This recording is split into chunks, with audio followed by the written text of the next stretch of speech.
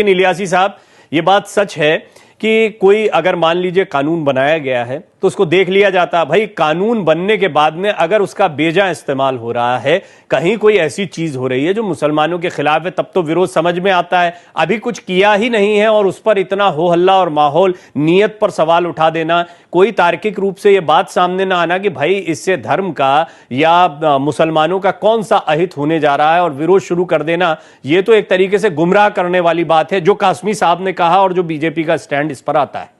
देखिए, मसला यह है कि मोदी गवर्नमेंट पिछले 11 सालों के अंदर जो बात की कोशिश करने के लिए बताए हैं, जैसा कि बहुत हुआ महंगाई की मार, अब की बार मोदी सरकार, बहुत हुआ और हिंदू औरतों पर अत्याचार, अब की बार मोदी सरकार, ऐसे फिर काला धन, फिर करप्शन के ऊपर वोट लिए हैं, उन तमाम में उनका ट्रैक रिकॉर्ड बद से बदतर है।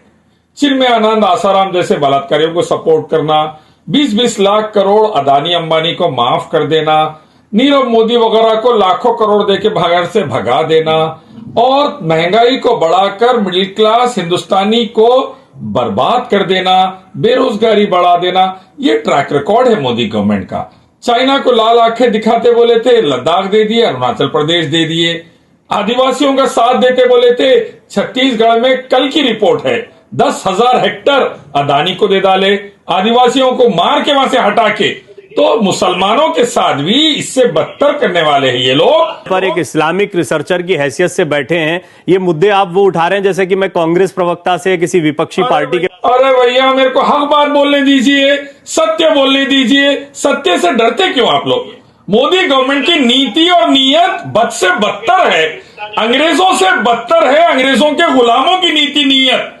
इसीलिए जाकर तुम सारे हिंदुस्तान में अमन को आम कर देना, जहां लिखा हो जुल्म वहां इंसाफ लिख देना। फिर भी अगर ये जालिम इंसाफ की बात को ना माने, हर जालिम के चेहरे पे तुम कत्लेआम लिख देना। मजबूर हो जा रहा है आदिवासी, दलित, हिंदू, मुस्लिम बर्बाद होने के बाद ये कहने पर। क्यों? क्योंकि आज के जो सियासतदान बीजेपी आरएसएस के झूठे, मक्कार और भारत को बर्बाद करने वाले हैं। कर्जे को भारत के कम करते बोले थे, 3 लाख करोड़ कर दिए। वैसे ही मुस्लिम पर्सनल लॉ बोर्ड जो बात उठा रहा है कि वक्फ के जमीनों की बर्बादी होगी, वो होकर रहेगी, क्योंकि ये लोग झूठे, मक्कार, देश के गद्दार हैं। इन पर भरोसा नहीं किया जा सकता, इन पर ट्रस्ट नहीं किया जा सकता।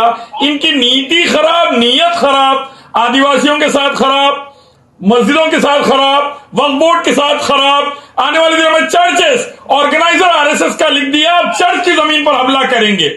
फिर आगे कह रहे हैं मंदिरों की जमीन पर हमला करेंगे।